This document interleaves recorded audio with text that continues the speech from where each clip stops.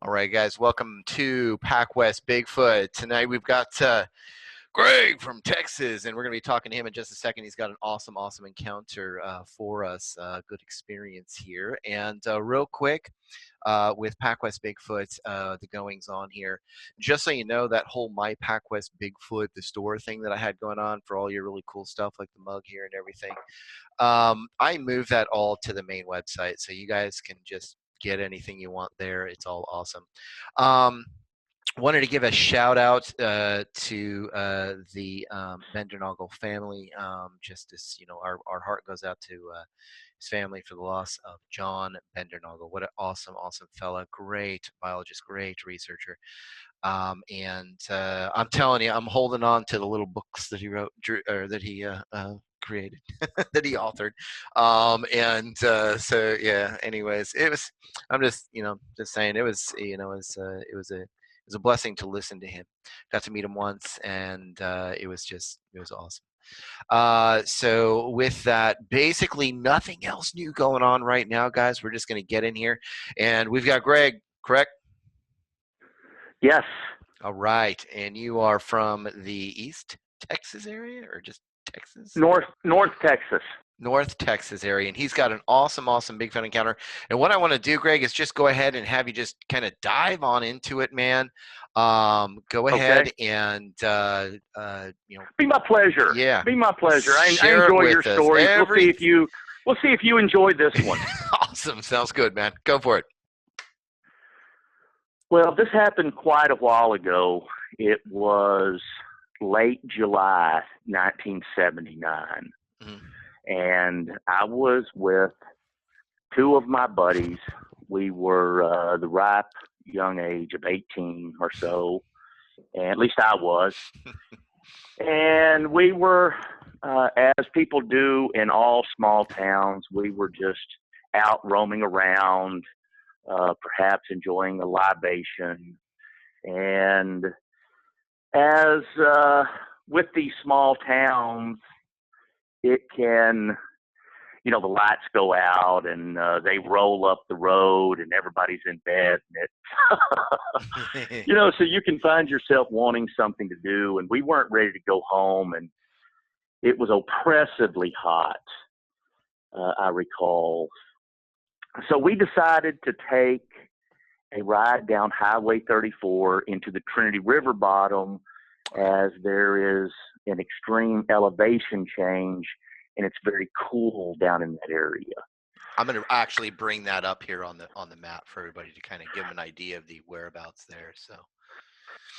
And it was being in late July. This happened to be a full moon, or I don't know if it was a full moon, but there was a lot of moon in the sky, and it was not daytime, but it was as light outside as it can be when the sun is down. It was, you didn't have any trouble seeing. Mm-hmm. And so we rode down Highway 34 down into the Trinity River bottom. It's 10 miles or so, and it's farming in that area, some of the best farming land that you can get. So my friend pulled off, and immediately off Highway 34, stopped his car, and we walked. There's a tributary and a bridge that's 50, 60, 70 yards long, and it's a pretty substantial bridge. You'll have large John Deere tractors and farming implements that are heavy going over this thing. Mm-hmm. So it's pretty substantial bridge. And I would, this tributary that you see to the south of Highway 34 there is pretty substantial in itself. It's 50 or 60 yards across. This night it was perfectly still, no wind. You could see the moon on the water of that tributary like a photograph. So it was, and slight mist, very, very cool. It was absolutely perfect in this river bottom. Almost a little chilly as you compared it to what you experienced up above this valley. Mm-hmm. Oppressive heat, not having fun at all, just trying to keep from very different from what y'all experience in the Pacific Northwest. Or from the heat wise, going down in I've this been to valley that's Texas probably. like 4 times in my life, and I took my wife there once, and she got off the plane. It was night. She was like, she had never been to such a humid, heavy heat in her life, Yeah, and it was just funny to go. It'll kill you. I mean, Yeah. literally. So, and this is where the experience was very short, and it was just absolutely terrifying. So we get out of the car and we walk from Highway 34 to that bridge. I don't know. Would you say it's 100 yards roughly? That's what maybe a hair further. But we strolled up to this bridge. Yeah, I can see the tributary here that kind of runs off towards the little farms and stuff like that, and so I can see that you guys are out that way. So yeah. And you can see you're not afraid. Yeah, it's about that at least you're gonna, a good 200 yards, maybe a little more, but that's about it. It looks to be. So it was. So we stroll up and we walked straight to the bridge.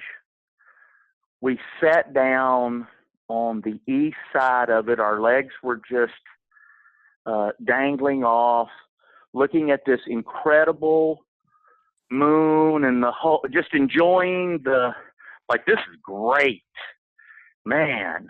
And it was a tenth of a second of just tranquility, and literally I sat on the far end to the south of my two buddies,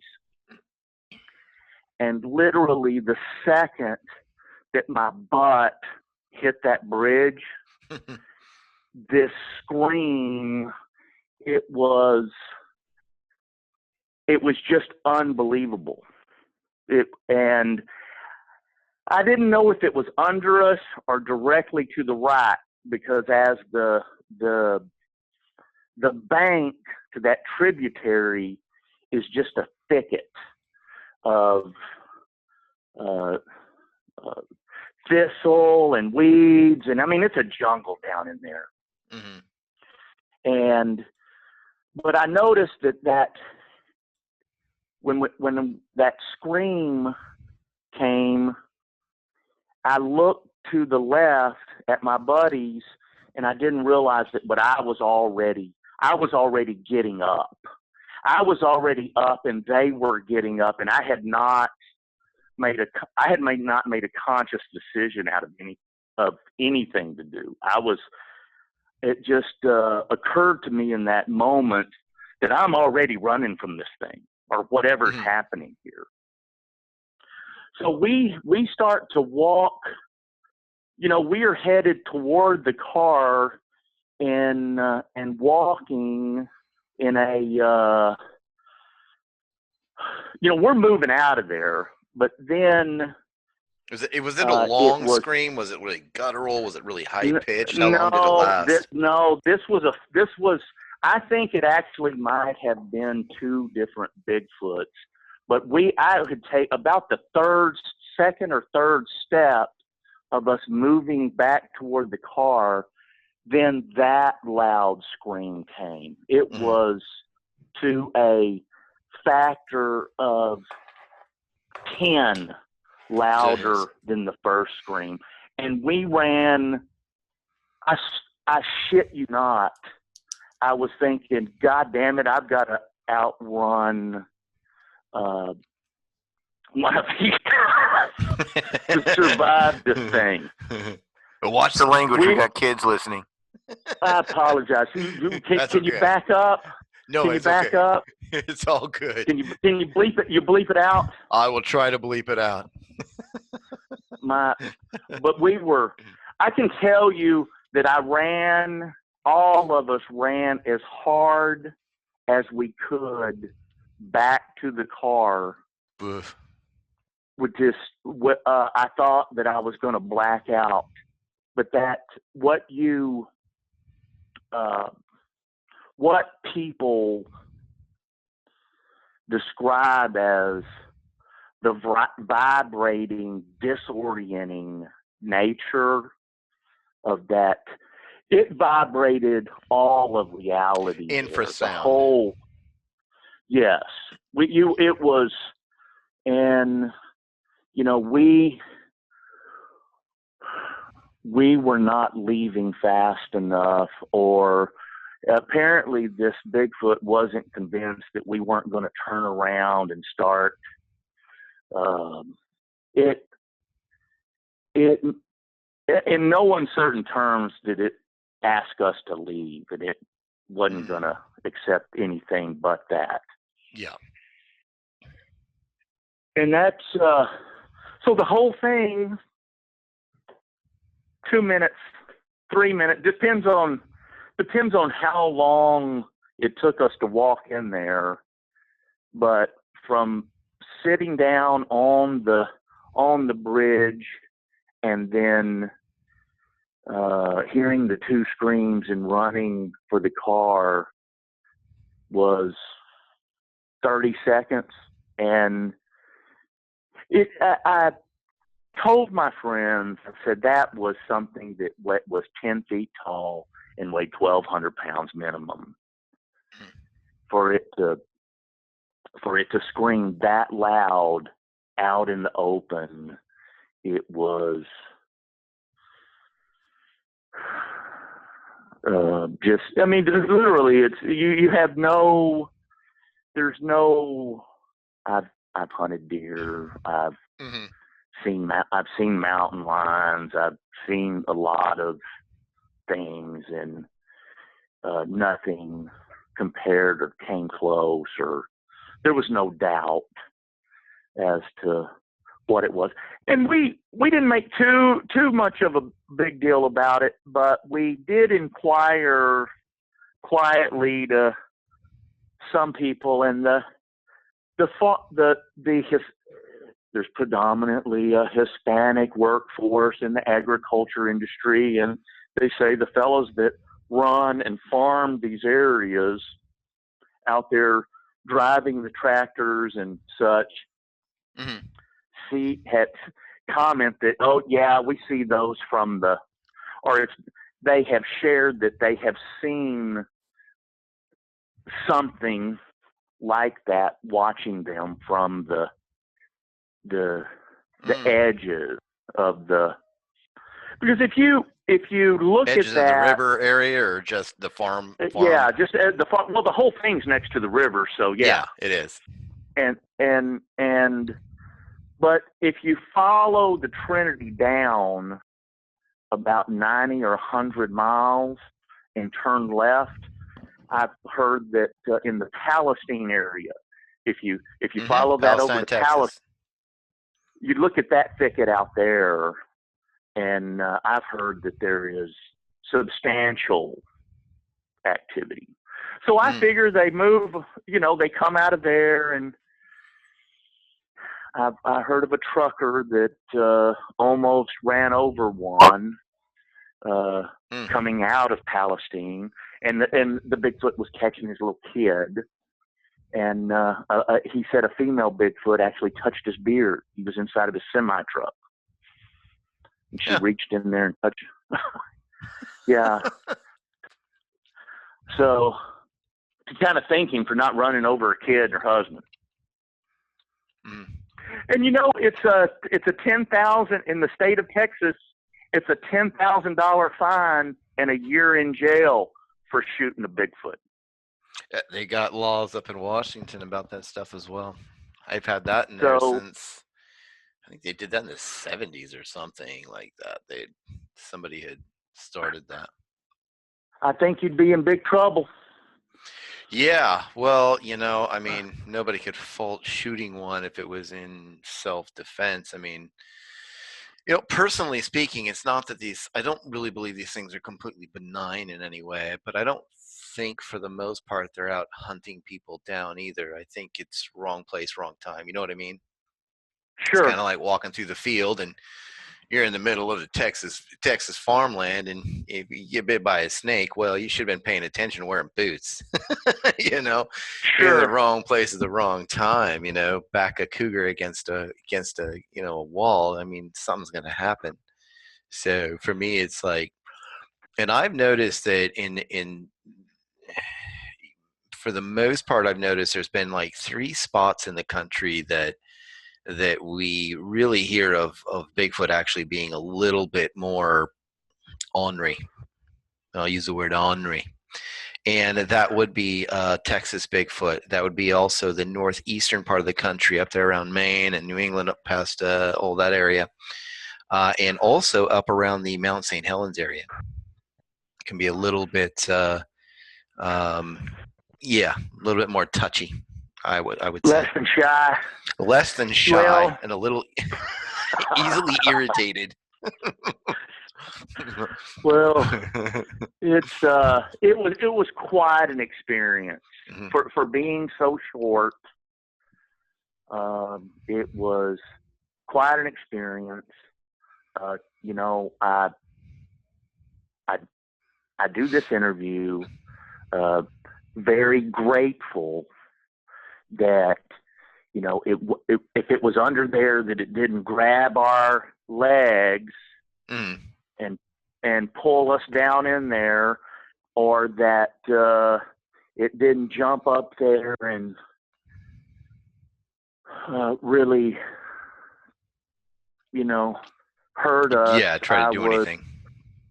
I was very, very, after hearing more of these stories, and that's the beautiful thing of these channels. You can hear other stories, and it's Mm. you don't feel quite so unique calling in and No, giving your story. that's another awesome thing about, I really like the campfire story style stuff. So I take some experiences, turn them into awesome, based on true campfire stories, and really does kind of lighten the idea of sharing that stuff on an interview like this or something like that with people, which is really awesome. And I think it's great for researchers out here too to pay attention to channels like this or campfire stories or other places. That way they can learn a little bit about more what's going on out here and learn more about where it's going on currently. So you know, Well, I really believe that that thing was in there fishing. That's could have the been. that's the only thing. It would have been the absolute perfect. And after I kind of thought for a long time that that's what it was doing, and it was very hungry, and it didn't Mm. have time to mess with us. And it was probably irritable. I mean, that kind of hot weather, and maybe it was down Yeah, there cooling off in the water, doing some fishing, and all of a sudden it's feeling slightly threatened because you're there now. it it was. There was no doubt about who was in charge. That thing was something else. It was. Yeah. It was just. I cannot imagine some of these people that tell stories of them really coming face to face Hmm. with it.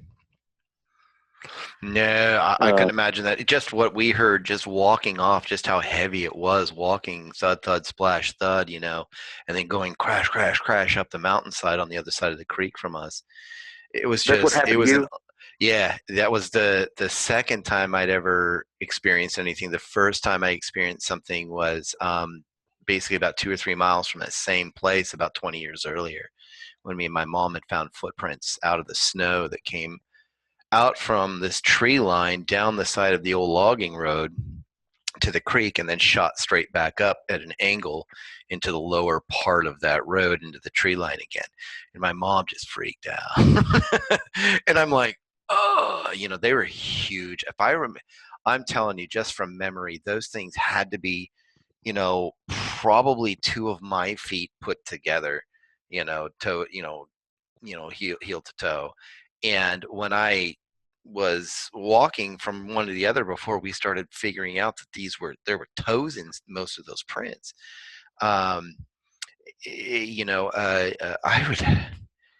have to do the splits practically at 13 years old or 14 years old, whatever how old I was. I'd do splits just to get from one toe to one heel.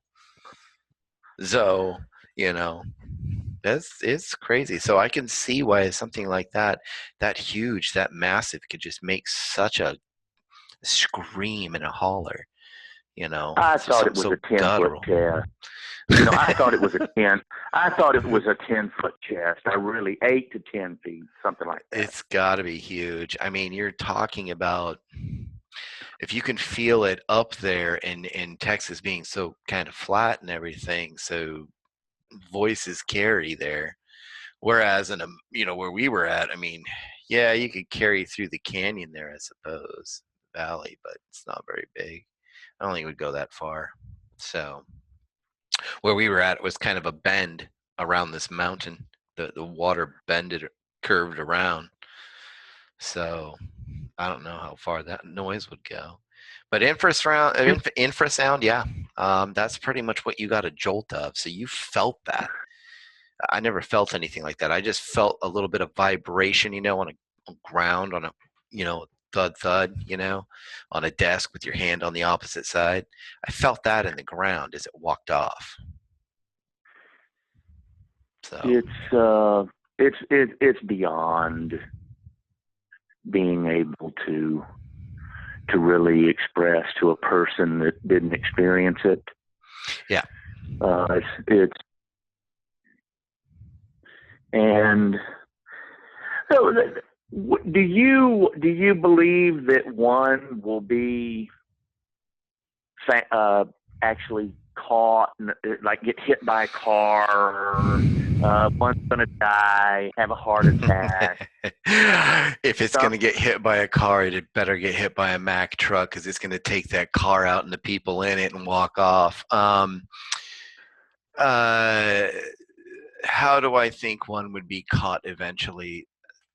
Or what's gonna happen? What do you I think it would be a kill, and it would probably be something that where both the human and the Bigfoot are in fear of each other, and it is a pure and simple survival shot. Uh-huh. Yeah, that's how I believe that will happen. 5 years. The more and more we get more tech out here, and trust me, I'm an internet marketing geek, and my kids run around with drones now. The more and more tech we get, I think we're closing in, and I'm thinking years now, just a few years or so from now. I think we'll have some definitive proof either way. I always leave that extra 1% that it might not exist. I always leave that. Oh. But I'm telling you, what I experienced and what I saw gives me that 99% proof that I'm pretty sure it's there. Oh, yeah. You can't hear that and not walk off thinking to yourself, there's something bigger out here. You nightmare off. You run off. When I was running for the car, I did not look back to see if it was behind me. I've got focused on the car. Yeah, I've got some more kind of some pretty good encounter stories I'm working on right now that some people had sent, some little things, and it ain't so bad. It's not like some of the stuff that I get. Most of the stuff I get, these are a little bit more benign, I guess you would say. So, but never kind, you know what I mean? No. So, thanks for being on here, man. That was awesome. I like this. Well, it's a pleasure to tell the story. I'm not not near as sensitive about it as I used to be, with so many of them on YouTube now, thanks to you. Yeah, well, we have the ability. Everybody has a voice today online, and that's why I like a nice free internet. So that way, everybody has the opportunity to be here. So I think if you went down in that bottom on full moons, if it's warm,